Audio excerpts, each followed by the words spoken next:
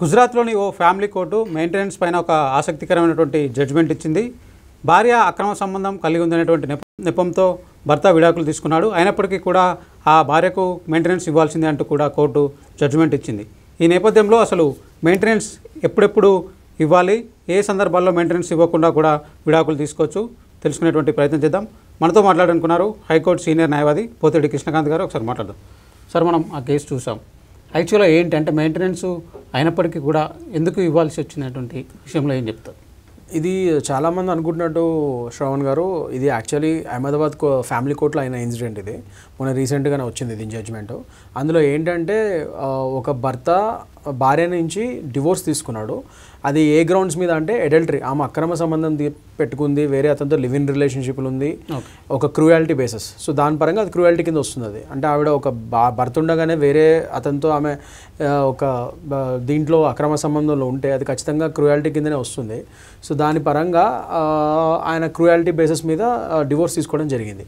కానీ ఆ ప్రాసెస్ జరుగుతుండగానే మధ్యలో ఆవిడే మళ్ళీ సేమ్ ఫ్యామిలీ కోర్టులో మెయింటెనెన్స్ కూడా వేసింది. ఓకే. సో ఆ ఫ్యామిలీ కోర్టులో మెయింటెనెన్స్ కూడా వేసినప్పుడు ఈయన ఏమనుకున్నాడంటే ఈమె అడల్టరీ బేసిస్ మీద ఇది ఆల్రెడీ కేసు నడుస్తుంది కాబట్టి సో ఇందులో ఖచ్చితంగా అడల్టరీ బేసిస్ మీద జనరల్లీ ఇప్పుడు అవతల స్పౌస్ అంటే ఒక భార్య కానీ భర్త కానీ అడల్టరీ మీద ఉన్నప్పుడు సో డెఫినెట్గా అక్కడ అవి ప్రూవ్ అయితే డివోర్స్ వచ్చే ఛాన్సెస్ ఎక్కువ అవుతుంది. ఎందుకంటే మనందరికీ తెలుసు section 497 of Indian penal code అడల్టరీని మనం 2018లో అబ్రోగేట్ చేసాం, అంటే తీసేయడం జరిగింది. డీక్రిమినలైజ్ అంటే అసలు అడల్టరీని ఒక క్రిమినల్ యాక్ట్ కింద తీసేయడం జరిగింది. సో అడల్టరీ మీద ఇవాళ రోజు మీకు కేవలం డివోర్సులు అవి వస్తాయి కానీ వాటి మీద ఒక క్రిమినల్ కేసులు పెడతాం కానీ అవి మాత్రం జరగదు ఇప్పుడు. సో అదేవిధంగా ఇక్కడ అడల్టరీ బేసిస్ మీద ఆయన డివోర్స్ కోరాడు కాబట్టి కోర్టుని, సో ఆ విధంగా ఆయనకి డివోర్స్ వచ్చింది కూడా. కానీ ఈ లోపలే ఆ డివోర్స్ జడ్జ్మెంట్ వచ్చే లోపలే ఆవిడ మెయింటెనెన్స్ కూడా అడిగింది. కానీ ఈ మెయింటెనెన్స్ అనేది సపరేట్ కేసు మళ్ళీ ఫ్యామిలీ కోర్టులో. ఈ మెయింటెనెన్స్ అడిగినప్పుడు ఆమె ఏదైతే పెటిషన్ వేస్తుందో దానికి ఈయన రిప్లై అంటే కౌంటర్ దాఖలు చేయడంలో ఈ అడల్టరీ విషయాన్ని చెప్పలేదు ఇతను. సో ఆయన భార్య మీద ఆయన వేసిన కేసే అడల్టరీ మీద, అది ఇంకా నడుస్తుంది, కోర్టు విచారణలో ఉంది. ఆ దశలో ఉన్నప్పుడు ఆమె మెయింటెనెన్స్ వేసినప్పుడు ఆమె ఏదైతే పెటిషన్ వేసిందో దానికి ఒక కౌంటర్ వేయాలి, జనరల్లీ రిప్లై ఇవ్వాలి. ఆ రిప్లైలో ఈ అడల్టరీ గ్రౌండ్స్ పెట్టలేదు అతను. పెట్టినప్పుడు కోర్టు ఏం చేసింది, ఆమెకి ఈ లోపల ఏమైంది, అందులో విచారణ జరుగుతుండగానే ఇది మెయింటెనెన్స్ కేసు విచారణ జరుగుతుండగానే ఈ లోపల డివోర్స్ మంజూరైంది. నాకు మంజూరైన తర్వాత కూడా మెయింటెనెన్స్లో అక్కడ ఏంటంటే ఈ సాక్ష్యాలు అయినా సరిగ్గా పెట్టకపోవడం వల్ల అక్కడ కోర్టు ఏం చేసింది, ఆమెకు మెయింటెనెన్స్ ఇవ్వడం జరిగింది. జనరల్ ఇలాంటి కేసుల్లో జనరల్లీ మెయింటెనెన్స్ ఇవ్వదు. స్పౌస్ అంటే ఒక భార్య కానీ భర్త కానీ అడల్టరీ పెట్టుకుంటే వాళ్ళ మీద మనం ఏదైతే వాళ్ళు అడుగుతారో ఆపోజిట్ పర్సన్ని వాళ్ళు తప్పు చేసి కూడా జనరల్ అలాంటి విషయాల్లో కోర్టు చాలా స్ట్రిక్ట్గానే ఉంటుంది. నువ్వు తప్పు చేసి వేరే అక్రమ సంబంధం పెట్టుకున్నప్పుడు నీకు మెయింటెనెన్స్ ఎందుకు ఇవ్వాలి, నీకు పలానా డివోర్స్ ఎందుకు ఇవ్వాలని చెప్పి ఆ భార్యను కానీ భర్తను కానీ అడిగే హక్కు కోర్టుకుంటుంది. సో డెఫినెట్గా మెయింటెనెన్స్ కూడా అంత ఈజీగా ఇవ్వదు జనరల్ ఇలాంటి విషయాల్లో భార్యలకి. కానీ ఈ పర్టికులర్ కేసులో ఇవ్వాల్సి వచ్చింది. ఎందుకంటే ఇతను సరైన సమయంలో ఆ మెయింటెనెన్స్ కేసు సపరేట్గా ఏదైతే ఆమె ఫైల్ చేసిందో అందులో ఎవిడెన్స్ అది కౌంటర్ ఇచ్చే టైంలో ఇది ప్రూవ్ చేయలేకపోయాడు ఆమె అడల్టరీ గురించి. కేవలం తర్వాత ఇది లాస్ట్ స్టేజ్, ఎప్పుడైతే మనం ఎవిడెన్స్ సబ్మిట్ చేయాల్సిన స్టేజ్లో వచ్చినప్పుడు అప్పుడు ఈ అడల్టరీ గురించి ఈ మెయింటెనెన్స్ కేసులో మాట్లాడటం జరిగింది అతను. సో అలాంటప్పుడు నువ్వు ఇప్పుడు పెడితే ఎలా, అదేదో ముందే నీకు రిప్లై ఇవ్వాల్సిన టైం ఇచ్చాము, మేము 90 days టైం ఇచ్చాము కౌంటర్ దాఖలు చేయడానికి, అందులో ఎక్కడ నువ్వు ఇవన్నీ పెట్టలేదు. ఇప్పుడు నువ్వు లాస్ట్ మూమెంట్లో వచ్చి ఏదో ఇప్పుడు నీకు తర్వాత వేరే కేసులో డివోర్స్ వచ్చింది కదా ఇదే గ్రౌండ్స్ మీద అని చెప్పి అది ప్రూఫ్ కింద పెట్టి ఇక్కడ అడిగితే ఎట్లా. సో ఈ పర్టికులర్ కేసులో ఇవ్వాల్సిన అవసరం లేదు, ఆమెకు మేము మెయింటెనెన్స్ ఇస్తున్నాము, ఆపాల్సిన అవసరం లేదు మాకు. ప్లస్ ఇంకోటి, ఆవిడ ఆల్రెడీ ఇతని మీద డొమెస్టిక్ వైలెన్స్ 498 అవన్నీ కేసులు పెట్టింది. సో ఆవిడ ఆ కేసులో కూడా విక్టిమే కాబట్టి వీళ్ళిద్దరూ ఒక విధంగా దాంపత్య జీవితంలో ఆమె డొమెస్టిక్ వైలెన్స్కి గురైంది కాబట్టి సో ఖచ్చితంగా ఆమె విక్టిమ్ కూడా ఉంది కాబట్టి నీ లైఫ్ స్టైల్ తగ్గట్టు. అందులో ఇతను అబుదాబిలో దుబాయ్లో పనిచేస్తున్నాడు ఇతను. సో ఇతనికి ఫైనాన్షియల్ స్టేటస్ కూడా బాగానే ఉంది కాబట్టి నెలకి నువ్వు 40,000, 20,000 రెంట్కి, మిగతా 20,000 ఆవిడ మెయింటెనెన్స్కి, ఆమె లైఫ్ స్టైల్ ఇదివరకు ఎలా ఉంది నేను పెళ్లి చేసుకున్నప్పుడు అవి ఏమాత్రం తగ్గకుండా దాని తగ్గట్టుగా నువ్వు 40,000 నెలకి ఇవ్వాల్సిందే అని చెప్పి ఇవ్వడం జరిగింది. సో ఇది case to case basis Shravan గారు. ప్రతి కేసులో జనరల్లీ అలాగని ప్రతి ఆడావిడ కానీ మగ పొగతను కానీ ఇల్లీగల్ రిలేషన్షిప్స్ పెట్టుకొని మేము తప్పించుకోవచ్చు అనుకుంటే తప్పే అది. సో ఇక్కడ ఈ కేసులో ఇది ఒక పర్టికులర్ ఇష్యూలో అతను టైంకి సబ్మిట్ చేయలేకపోయాడు కాబట్టి ఆ ఎవిడెన్స్లు ఆయనకు వ్యతిరేకంగా మెయింటెనెన్స్ ఇవ్వాల్సి వచ్చింది. ప్లస్ ఆమె డొమెస్టిక్ వైలెన్స్కి గురైన విక్టిమ్ కూడా కాబట్టి ఆ బేసిస్ మీద కొద్దిగా కోర్టు వారు కొద్దిగా జాలి చూపిస్తూ ఇవ్వడం జరిగింది. కానీ ప్రతి కేసులో జనరల్లీ లేడీస్ ఇలా చేస్తే కోర్టు ఇవ్వదు, మెయింటెనెన్స్ కూడా కొట్టేస్తారు, జనరల్ ఇవ్వదు. ఓకే, అంటే ఇప్పుడు ఇక్కడ డొమెస్టిక్ వైలెన్స్ గురైంది కాబట్టి మెయింటెనెన్స్ ఇవ్వాలి. సో జనరల్గా మెయింటెనెన్స్ అనేవి 2 రకాల మెయింటెనెన్స్ అలా ఏమైనా ఉంటాయి?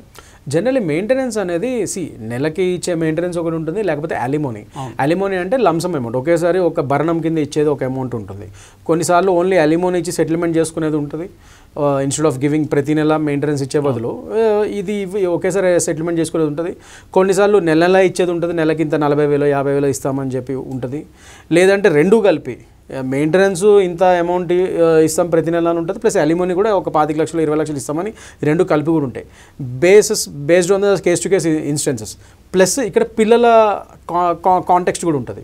ఇప్పుడు పిల్లలు ఉంటారు. ఇప్పుడు భార్యకి నేను ఒక 30 లక్షలు లంసం ఇచ్చేస్తాను సెటిల్మెంట్గా, ఆమెకు ప్రతి నెల మెయింటెనెన్స్కి ఇవ్వను, నేను ఒకేసారి భరణం కింద 30 లక్షలు ఇస్తాను అని ఒకడు అన్నాడు అనుకోండి ఎగ్జాంపుల్. కానీ పిల్లలకు మాత్రం ప్రతి నెల వాళ్ళకి మెయింటెనెన్స్ ఇంత ఇవ్వాల్సిన బాధ్యత అయితే ఉంటుంది కదా తండ్రికి.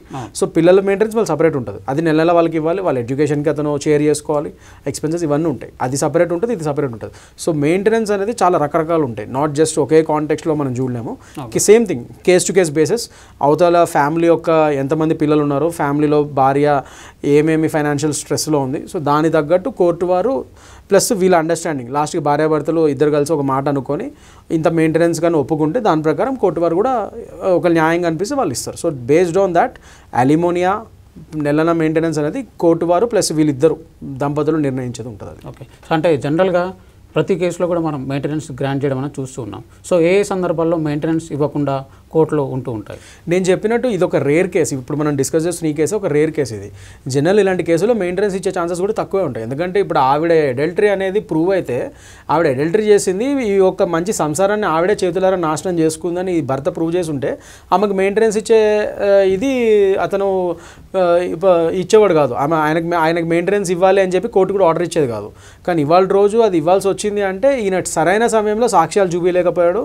ప్లస్ ఆమె ఒక 498A కింద ఒక డొమెస్టిక్ వైలెన్స్ విక్టిమ్ కింద కూడా ఆమె కేసు నమోదు చేసింది, అది కూడా ప్రూవ్ అయింది, ఆ కేసు కూడా ఇదైంది, ఆయనకి ఎంతో ఫైన్ పడింది. సో ఇవన్నీ కూడా సాక్ష్యాలు ఉండబట్టి ఆమె ఆ విక్టిమ్ కింద కూడా ప్రూవ్ అయింది. కాబట్టి ఈ రేర్ కేసులో ఈ మెయింటెనెన్స్ ఇవ్వడం జరిగింది. కానీ జనరల్ ఇలాంటి కేసెస్లో మెయింటెనెన్స్ అనేది ఆడవాళ్ళకి దొరకదు. ఎందుకంటే వాళ్ళు అడల్టరీ చేశారని చెప్పి ప్రూవ్ చేయగలిగితే భర్త, సో మెయింటెనెన్స్ అంత ఈజీగా ఇవ్వరు. అన్లెస్ అంటే మళ్ళీ పిల్లలకి మాత్రం ఖచ్చితంగా ఆమె అడల్టరీ చేసినా చేయకపోయినా పిల్లలకి మాత్రం అతను చూసుకునే ఒక తండ్రిగా ఆయనకు హక్కు ఉంటుంది కాబట్టి, ఆయనకు బాధ్యత ఉంటుంది కాబట్టి ఖచ్చితంగా పిల్లలకు మాత్రం ఆయన మెయింటెనెన్స్ ఇవ్వాల్సిన ఈ హక్కు అండ్ బాధ్యత ఉంటుంది కాబట్టి కోర్టు వారు పిల్లలకైతే ఇమ్మంటారు. కానీ భార్యకు మాత్రం ఇలాంటి విషయాల్లో మెయింటెనెన్స్ ఇవ్వాల్సిన అవసరం ఉండదు. ఒకవేళ ఆవిడ తెలిసి అక్రమ సంబంధం పెట్టుకుంది, అడల్టరీ చేసిందని ప్రూవ్ చేయగలిగితే. ఓకే, అంటే ప్యూర్గా ఇది టెక్నికల్ తప్పిదం కారణంగానే జరిగింది, ఒక టెక్నికల్ తప్పిదం కిందనే కారణంగా అయ్యింది. కాబట్టి ఇతనికి కావాల్సి వస్తే మళ్ళీ హైకోర్టులో అప్పీల్కి వెళ్ళే హక్కు ఆయనకు ఉంటుంది.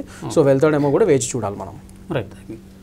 సో ఇది ఓవరాల్గా చూసుకున్నట్లయితే టెక్నికల్ అంశాల కారణంగానే ఈ పర్టికులర్ కేసులో భార్య అక్రమ సంబంధం ప్రూవ్ అయినప్పటికీ కూడా భర్త మెయింటెనెన్స్ ఇవ్వాల్సిందే అంటూ కూడా ఆ ఫ్యామిలీ కోర్టు ఇచ్చినటువంటి జడ్జిమెంట్ మనం ఇక్కడ ప్రస్తావించుకోవచ్చు. అయితే జనరల్గా ఇలాంటి కేసులు, అంటే ఇలాంటి అక్రమ సంబంధాల కేసుల్లో కోర్టులు కూడా మెయింటెనెన్స్ గ్రాంట్ చేయవనేటువంటి విషయాన్ని కూడా కృష్ణకాంత్ గారు అయితే చెప్తున్నారు. అయితే పిల్లల విషయంలో మాత్రం కంపల్సరీగా మెయింటెనెన్స్ ఇవ్వాల్సిందే అంటూ కూడా ఆయన అయితే స్పష్టం చేస్తున్నారు. ప్రజెన్స్ తిరుపతితో శ్రవణ్, ఏవైనా ఆంధ్రజ్యోతి, హైదరాబాద్.